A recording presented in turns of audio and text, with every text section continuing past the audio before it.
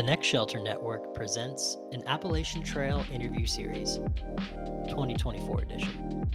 This is a platform for hikers to share their hearts, minds, and experiences. These interviews are hosted by yours truly, Trevor Hendry, otherwise known as Bear. Now to the interview.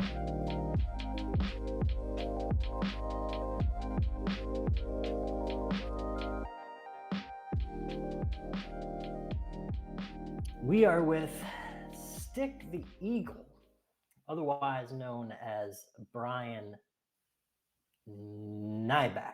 Kneebank, yes. See, I asked you about it before and I still butchered it. Sorry. All good.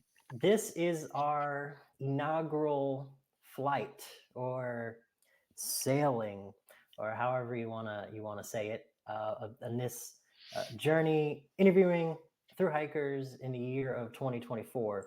And first of all, I just want to thank you for taking your time. Time is very precious. You can't get it back. Giving it to us, giving it to me here, and thank you. That's the first thing I want to say.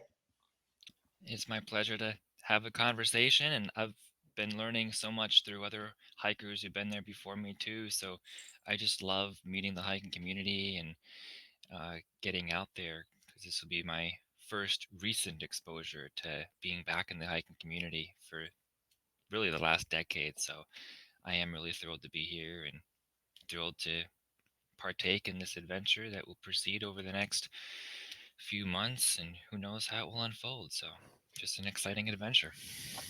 Yeah, So thank you for having me too. yeah, man. When are you starting this whole thing? What are your plans to start? The plan is to start on February the 23rd from Amicalola Falls State Park. I think I pronounced that correctly. Been getting practice in. The more times I say it, but I'm going to be. The plan is to take a train down, Amtrak train down on the night of February the 22nd, and then it's an overnight train, so I'll get sleep there, so we don't need to worry about it, a hotel room or anything that night, and then it arrives in Gainesville, Georgia on like 7:30 a.m. on the 23rd of February. And I have a friend who happens to live in Georgia, about an hour and a half away from Gainesville, who's planning to pick me up and drive me to Amicalola Falls State Park. There may or may not be a stop for a little breakfast or something in the meantime. That can be played by ear, but at some point in the morning, I will make it to Amicalola Falls State Park and visit the new store there because they have a brand new store, which I'm looking forward to seeing. I already watched a video about it to see some of the supplies they have, but hopefully they'll have the tags in by that point and can pick one up and register. And then who knows how the time will go. I'm not really in a rush that day to set out on the trail. I never really want to be in a rush. But when everything seems good and I'm happy with what I've seen there, I'll just start heading up the approach trail. I know the regular approach trail, the first part of it is closed right now, and it will be closed through April, the first part of the stairs. But I believe it's the west trail that goes around so that you can still go up part of the stairs. It's on the other side of the parking lot or something, and then still see the waterfall that way. So go up the trail and probably starting either late morning or noonish, um, and then head out and then play each day by ear. Yeah. Well, congratulations on getting to this point. You're about a month out, and it's about to be go time. But one thing I want to do before we even get into hiking, because we got a long time to talk. Maybe not just this time around, but we got to, hopefully we can get together, somewhere towards the middle of your hike, and then follow up with an end interview. If you make it all the way up north. So Yeah. you're you're going to be getting down to Gainesville, taking a cab up to Amicalola. Where's all this starting? Where are you coming from? Where do you live right now? Right now, I'm in the state of Connecticut, so it is one of the states on trail, of course, one of the 14 states. So I grew up in Connecticut, and actually, when I was in Scouts, one of the things we did in backpacking merit badge introduced me to the trail, and actually where I got my trail name about 10 years ago. uh, we hiked the entire Connecticut portion of the Appalachian Trail. And it's at that point that I said that I wanted to do the whole trail, but I never thought it would be like an attempt as a through hike. I just wanted to complete the whole trail at some point in like sections or so forth. But to this point, I've done about 100, maybe a little bit more miles of the trail in different pieces. And my life situation has allowed me to look at the possibility of having enough time to do the whole trail. So, yeah, I am from Connecticut. I was out in Ohio for a few years where there's really no hiking and no mountains. So I missed the mountains. And now I'm happy to be back and have this opportunity. That's great. When did you hike the Connecticut portion of the trail? That was like 2012 or 13. So about 10 years ago, a little more. How old were you back then, or how I old are was you in high now? school. I was in Okay, high school then, so I would have been 15, 16, thereabouts. I'm 28 right now. I just turned 28 a couple weeks ago, so nice. it's getting used to being 28. Very cool. Yeah. So you mentioned in addition to having done an entire state on the AT, which I mean that's a good shakedown, especially Connecticut. It's got its own challenges. You know, you got Bear Mountain and yeah, I really like the latter Yeah. portion of Connecticut, but one of the things I love about it. It's just it's full of water. You know, when you're a nobo on the trail and you get up to that point, you kind of you went through Jersey and New York and a lot of these places where it's just super dry, and then you finally get to Connecticut, and then you walk along the river there, it's just yeah, it's a very cool wet place. That's cool. So you mentioned the Scouts, Yeah. right? So let's dive into that a little bit. I don't know much about the Boy Scouts. I tried it when I was little. Wasn't for me. A little ADD. Wasn't very social. But give us some of your background with the Scouts. I joined when I was a Tiger Cub when in first grade. The Tiger Cub started in first grade, went through Cub Scouting, and then decided I wanted to continue being Boy Scouts. My father had been a Boy Scout, so he definitely had that influence of encouraging me to be a part of it and at least try it out. And I absolutely loved it. When I got to the Boy Scout level, when I was 11 or so, I got to go on camping trips and go to summer camp and do all the merit badges. And just, it was a great way to just get away from the uh, normal pace of life and the normal people I was always with in life and get together with a different group of people and do different types of things and really feed a sense of adventure that I really latched onto pretty early. And then when I went away to college, I kind of lost it a little bit and lost the opportunity for that. At least I didn't give myself the opportunity to seek the adventure as much as I did in Scouts, but it always stayed there and remained there. So much so that in the summers I would go back and uh, help out where I could, and also go work on staff actually at the Boy Scout camp for about 10 summers. So I really thoroughly enjoyed that. One of the things I like most about Scouts is learning to love adventure when you're young and teaching those skills and teaching how to be responsible in nature. That's a big part of it. Also, building community. And then when you get older, you can give back to that and actually help teach those skills to younger scouts and help others gain such an appreciation of nature and also learn how to take care of nature and also really just gain confidence in oneself sometimes. There's so many different opportunities and ways to engage with the youth of our nation. This is a particularly fascinating way for me. And one of the best things is when I see a scout loving the program, now that I'm an adult and giving back to it, I see them loving it and I see them growing that same awe for adventure that I grew back then. Yeah, that's beautiful. So it's kind of like there's this there's outlet for young people to be mentored and for them to mature, and then that same outlet that was given to them, now they offer themselves up to help serve and to, you know, pass down what their mentors gave to them. It's kind of this line of succession of mentorship. Would you say Yeah. would you say that's needed today? You know, Oh, I personally feel that way with young men specifically, but would you say that's needed anybody, today?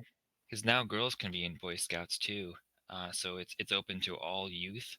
That was just a new part of Scouts starting in 2019, so it is pretty brand new. But yeah, we all need somebody to affirm our stories, validate our stories. Just sometimes listening to a youth can just mean so much to them. I knew that as a youth when I was in the program, but even more so when I've heard other scouts talk to me and confide in me.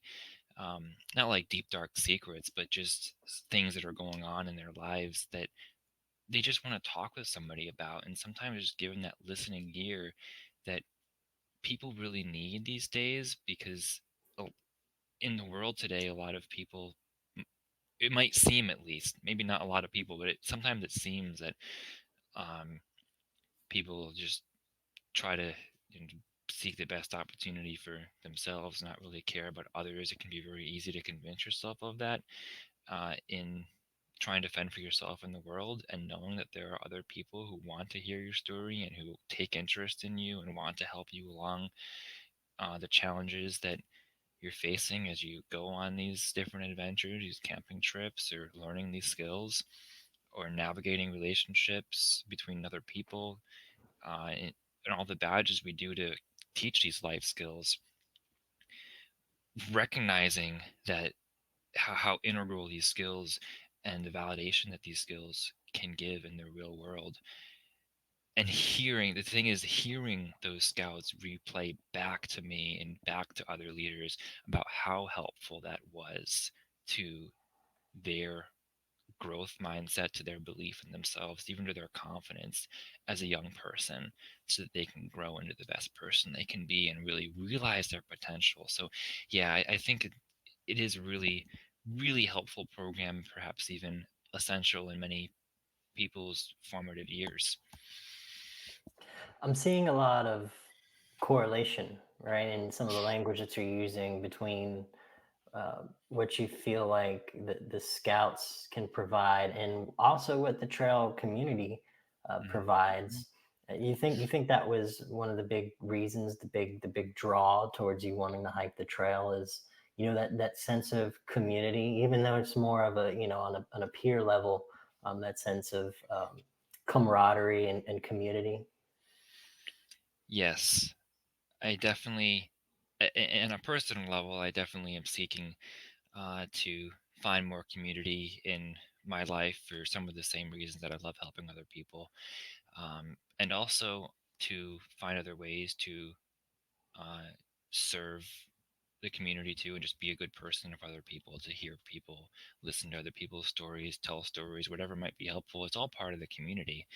So that definitely is a draw, the community part. And the other big draw is adventure and always wanted to explore something new. Yeah. So do you feel like uh, the scouts, as a young person, when you were involved, and you were learning certain sets of skills, and even till this day, I'm sure you're still learning and refining skills and, Oh, certainly. methods that you're Never want to stop teaching. learning. Yeah, yeah. Do you feel like that will help you on your hike? Oh, certainly. When you teach a skill, you refresh it in your own mind, right? Uh, some of the things, even some of the things I was just doing this summer that I hadn't done before was climbing. I never worked in climbing before. Don't expect to be doing much like climbing with ropes and such on the AT. Like it's not that large scale climbing, but Yeah. just learning some new skills, learning some new knots that I hadn't done in years.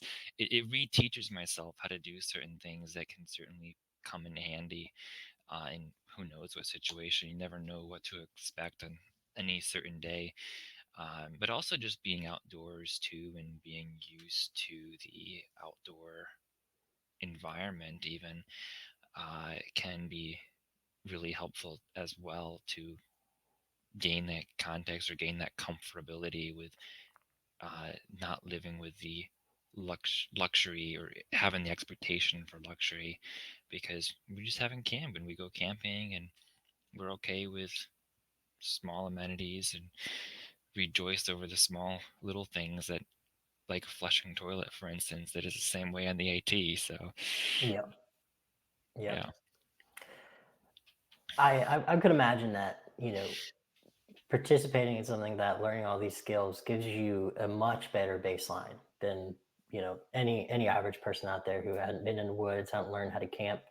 Hmm. I would imagine though that there is a part of it, right? And a lot of people in the outdoor community kind of detract from those who um, have built certain habits or developed certain skills in one arena. For example, like the military, there's a lot of guys who are former military that go out and they can certainly survive in the environment because they're just hard people, but they develop habits like packing 40, 50 pounds of gear, you know, They're used to carrying that weight in their back. Yeah. exactly. So they're used to having these things, and it is drilled into them to have these things. I would imagine it's not that I'm comparing scouts to military, but in the scouts, they're taught to go out and to camp, Right. right?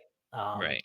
so do you feel like there's going to be a learning process for you out on trail, given Definitely. that you have all these skills, right? But do you feel Yeah. like you're gonna have to kind of unlearn some things? Well, I don't think automatically unlearning things, because I think that what I've learned will be beneficial, or I just simply won't use it. I don't think I'll need to unlearn something. Like, I have the fire building skills, cooking, whatever. I have a lot of different skills, knowing to, pace yourself, to don't push yourself too much, listen to your body, all the kinds of things we hear all the time. But the growing edge for sure will be carrying that weight on your back, because when we're camping in scouts or in other places or just going on an adventure with friends, usually there's a car nearby. You just you go into a tent site and you drive your cars up there, so you have plenty of resources, plenty of fuel, plenty of snacks that you can have there. But the difference in backpacking is you need to carry everything with you that you're going to be using and that you want. And the longest backpacking trek that I've ever been on to this point is 5 days. So more days is obviously going to be feel different than that. So really it's just kind of like stacking 5 days on top of 5 days on top of 5 days if you take it like 5 days at a time, which many do because it's often the gap between resupply points. Um, Even on that 5 day trek, we had a resupply in the middle there, so it wasn't really gap for 5 days. So anyway, there'll certainly be a learning curve as you get used to walking every single day, uh, not just camping and sitting around a fire, but picking up camp, going to one place to another, not staying in one place for multiple days, and also, like I said, carrying that weight. So I think that's the biggest adjustment, is moving from place to place and having that constant physical exertion on one's body. That will Yeah, be the growth that is needed. gotcha. I want to transition over to family, and what that's been like for you, how they've influenced you or influencing your decision to go out. Are Do you mind me asking? Are you married? Are you single? What's your I'm deal not there? currently in a relationship, so Okay, yes, that would qualify me as single. okay, gotcha. All right, so you're a single man, but you've got a lot of supportive family, I'm assuming. Yes and no. The that that is depends on the person, and I'm sure that's the case with many people who are um, going on a hike. One of the major concerns that people have is what's going to happen, like what are the safety concerns and so forth. And you can talk through some of those and talk through how to respond to those, but sometimes it won't. convince anybody who doesn't really think about, you know, backpacking regularly or doing that sort of thing, or hasn't really had that experience. So Yeah. it's certainly different to navigate, depending on, people who are either supportive or unsupportive, for sure. Gotcha. So would you say that, okay, so how I'm interpreting that is there are people in your family who are skeptical. For sure. And I would be surprised if I was unique in that regard, from other people that I've talked to, and stories that I've heard and questions that I've seen asked in Facebook groups. I know, not books that I've read. I know certainly it takes some time to come to terms with, the choice. It requires like leaving work, leaving income, potential sources of income. It's basically the leaving the established way of life and taking a different route for these few months, which some people may think is not being overly responsible. And I completely understand that perspective too. I try to see both sides of the same coin.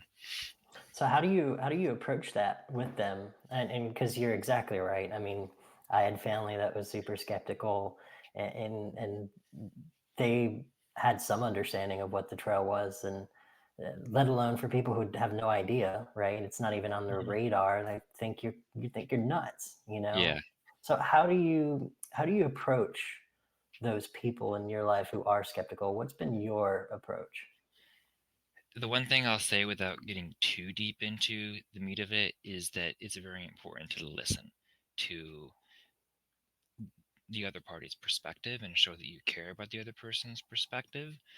Uh, so you're not just going to dismiss what they say. It might not change your opinion, it might not change their opinion, but just try to listen and say, look, I want to hear your perspective and I want to try to respond to that perspective as best I'm able to help, maybe alleviate some of their concerns, or maybe it won't, but at least you've done your part to just try to listen to what those are and show that you care about those concerns. Yeah, that's good advice. That is good advice. I mean, you're not going to convince them Yeah, generally, right? I mean, for what sure. I've seen is that it's kind of just a process, and as you walk your way up the trail, and they've seen that you haven't, you know, been you know, attacked by hyenas in the trail, they'll be like, okay, all right, he's gonna be fine, I guess, you know. So, Yeah, might have to so make it a few hundred miles first. yeah. So with that in mind, it is a big move, right? You are absolving in some ways certain responsibilities of society. Uh, what what's your, this is a deep question, all right? So you can think about it, I'm and you ready. can break it down in different parts. But what's your internal motivation in this moment, as to exactly why you're at least planning on starting, that you want to start? What if you can name, and this is a big question, right? And I normally don't just upfront ask people, um, but what do you think, you seem like a very deeply reflective, um, introspective person, so that's why I'm Yep. asking, what's your internal motivation? Basically the why question, the big why, right? Yeah. Uh, and as an aside, I do have a minor in philosophy, so the introspection perspective that you're getting there is right on. I definitely love giving thought to things, and I try to be very thoughtful. And sometimes it does result in me being a little slower to respond because I do want to think about things. But I have thought about this question already, so I'm ready. Um, it seems now I mentioned before that I did not have the goal like on my bucket list to do like a through hike of the trail. I just wanted to hike the whole trail. So whether that's done in a year or 20 or 30 years, I would be content with that. So now that has evolved into, well, maybe I do have enough time to do this, try this whole thing right now and just see how it goes and hope that I can keep the pace that is required to do that. And the why that comes now is because I was unexpectedly placed in a situation where I was either between careers or at a stoppage in the current career. So I had some time off work anyway, where I sought a temporary job to fill the gap that I was faced with. But I had that time. And when it seems like the full career or establishment of something new will start fresh in the early fall, uh, and I know that the temporary job that I had in the meantime to establish some income is just going to be that year to fill the gap. It seems like the perfect time to take some months off ahead of that to try to see how much I can get done of the trail. My initial thought was, well, I can get a good chunk of it done. And then as I started thinking more about it, it was like, well, if I leave a little bit earlier, maybe I can get the full chunk done, basically the whole trail. So that's kind of how my thinking evolved over the fall of this year. So this really isn't something that I'd been planning long in advance. It's just something that you mentioned they have time to pursue this and also try to fulfill my sense of adventure and also keep working on my bucket list items, that one of which is the AT. And I love hiking, so I've never regretted going on a hike. So if I can just go on a hike, I think that's a great idea and great way to stay fit, exercise, keep myself healthy, hopefully. Um, so those are the big reasons. And then other reasons, I want to prove to myself, to build my own self confidence, that I can overcome challenges, that I can put myself in a situation where I'll be faced with challenges, different kinds of challenges, and try to overcome those and succeed in overcoming those challenges, because you are changed after going on such a long, extended challenge. I don't know what the means of that, what the ends of that will be yet. But I've read stories about how it goes, so I'm just eager to see how it goes with the time I have.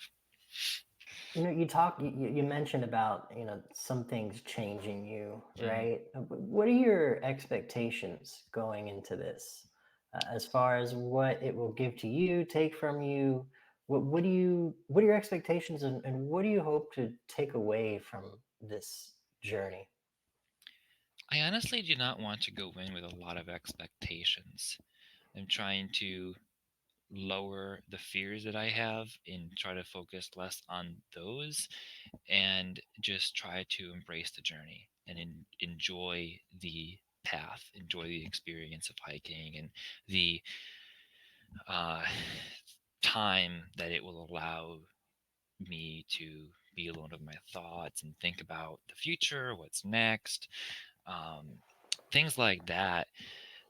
So I definitely anticipate a lot of reflective time, which will be helpful. I anticipate making new friends, which hopefully you'll stick with for longer than just a few months. A few of them, at least. We'll just see what happens. These are things I cannot really predict. It's just because every experience is different on the trail. So you just have to kind of go in with the expectation you're going to enjoy it and make sure you enjoy it and just try to enjoy every moment and live every moment of the journey, even the moments that you're stuck in the rain and it's cold and you just want to get to your shelter or whatever, or to put up the shelter in the rain or whatever it is. There'll be moments that aren't the best, but when you try to enjoy those moments, instead of that, it really can change the whole experience. So I'm definitely expecting to have a balance there, but I'm trying not to have too many expectations, because then if those expectations do not get met, that will interfere with the ability to actually enjoy the experience. Yeah. When you I guess when you think of that, right? And I agree. I think it's good to manage expectations because expectations generally lead to suffering, especially on the Appalachian Trail. I know Yeah. you mentioned the word adventure a lot. You Mhm, also mentioned, um, checking some things off of that list as you go through life. mhm, Uh, I guess I want to explore that a little more. Is this, would you say that this experience that you're about to partake in, is it more, does it come more from a place of wanting to just experience life in and of itself and mhm. kind of partake in it and check it off the list? Is it more so maybe what you want to kind of glean from it, how you want the trail to affect you and to influence you internally? Would you say it's both of those things? Is it one more than the other? How would you describe that? It's definitely trying to enjoy life more than just trying to check something off my list, because the reason I made that list is to enjoy the things on that list, not to just do it to say, "Okay, I've been here and that's that." The overall goal of going to these places, uh, one of which one of my other goals is to visit all the national parks in America and visit all the states. And as I do that, I want to enjoy the process, enjoy the scenery, allow time to just sit there and enjoy the moment, enjoy life. And I don't want to get to the point where I'm 65, 67, whatever, and ready for retirement, and I haven't had given myself the opportunity to do the things that I want to do to try to enjoy life. And instead, I look back and I'm like, really, each year was just work to another job, and it was just all about work and no play or no fun. Like, you can make work fun, but if that's just the focus all the time, we need it, of course, but you need to have a balance in life to really enjoy life and serve yourself while serving others at the same time. So that's the key piece behind the the list that I made and the things that I thought I would have experience doing. And who knows, I might add more things depending on how this trip goes. I might add more of the trails to my eventual list. We'll see. We'll see how it goes. It's awesome, man. Yeah, I'm excited for you. Uh, I try and I try and be observant. See you cross in the background there. Are you a person of faith? You are observant. Yes. Actually, my past job was actually a pastor, so Oh wow. I am. I grew up in the Christian church, and I decided that I wanted to serve as a pastor. I went to school for that for 7 years and served a church in Ohio for 3 years, almost 3 years, and now I'm in between settings. So I don't have a setting right now. So while I'm waiting to see whether I can find another setting or whether I need to change paths, I am faced with this break of time in between. And the process of churches can move rather slow sometimes. So there can be time in between uh, callings, so to speak. So Yeah, the short answer is yes. Yes, I am. yeah.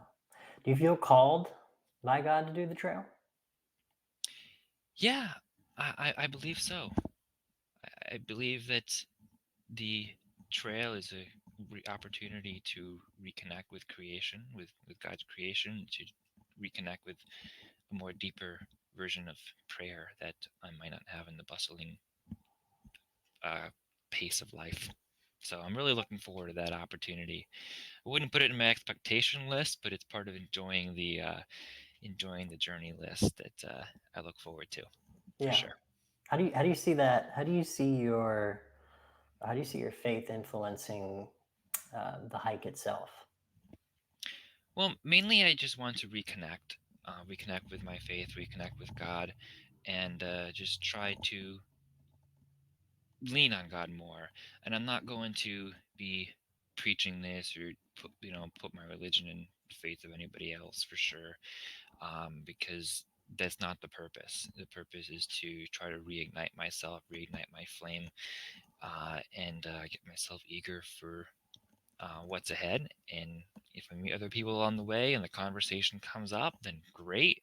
But it's not what I'm going to be focused on in the community with others. I'm just going to be focused on building that community and loving the community, and certainly spreading that love in a Christian way, but without the Christian, this is the way kind of thing, because that's not the way to go about the community, I don't believe. So I'm really looking forward to it more as a spiritual reflection journey, and then enjoying the community, uh, sometimes separate, sometimes in conjunction with that, depending on who I meet along the way. And interestingly, the eagle part to my trail name was just added this past fall. I got the original part of my trail name back when I was doing backpacking merit badge and scouts, but he just added the eagle because that is my basically my spirit animal, and I refer to the verse Isaiah 40:31. Those who hope in the Lord will renew their strength and soar on wings as eagles, and walk and not faint, run and not be weary, walk and not faint, and so forth. And I'm drawing on that to as my power of strength to remember that I always have that source to draw on when I feel weak, whether I'm hiking or whether I'm weary in life based on the circumstances I may find myself in. I can draw back on the eagle because the eagle presents strength, and it's that symbolism of where I can draw my strength from. So, plus I love eagles, and it also relates to Eagle Scout, so it just seemed like the perfect animal as well to add on. But that was suggested to me by somebody I was hiking with over the fall, um, to add that to the name, and make the full extend the original name that I had from 10 years ago. Heck yeah. Well, fly high, bro. Yeah. I mean, over those mountains, because there's plenty of them, and then you're gonna have to fly down and then fly up again and down again, up again, I down again. haven't heard what flying over the mountains is. All the types of blazing you have. You talk about blue blazing and aqua blazing, whatever. I don't know what flying blazing is. Yep. Yep. I wish. Oh, well, so we're about a month out, right? What are things looking like for you right now? Where are you at with this whole experience? Well, I've been trying to dial in the proper gear. I have my pack right next to me here, and I've been just trying to research things, but also on a budget. So trying to not get all the brand name things, but hopefully the same type of things, but that are kind of cheaper from Amazon and so forth that do the same thing. So I'm hoping that being on a budget and working on that will work well. But I'm certainly conscious of that, and that is on my mind. But I have faith in what I've produced and what I've looked up over the past few months, and I've done a lot of extensive research on that, asking questions and so forth. So it's been a big project to, well, not a big project, but I've been focusing on dialing in what I want to take with me, and also trying to just convince myself that I'm ready, and that part of the mental game is already starting. Um, Yep. and saving up whatever I can, of course, and just planning and talking to other people about it, talking to friends and family as much as I can, and just putting a plan together and how I'm going to be in touch with people and so forth. And also at the same time, I'm thinking about what's after already. So I'm trying to think about what I'll be doing in September to make sure that I have something to go to afterwards, because that will give me peace of mind when I'm on the trail, that I hopefully have something at least in progress that will be there for me afterwards later in the year. So, and I'm trying different foods, trying different protein bars, so I know, okay, I don't like that one, I like that one, etc. So I know kind of the things to look for, and the things the things to look for along the way. So again, I've never done this before. This is very new to me. So just trying to prepare myself for the unexpected and be comfortable with the unknown. Got it dialed in, man. Yeah. What if you had to describe everything in one word? What's the overall feeling right now, about a month out?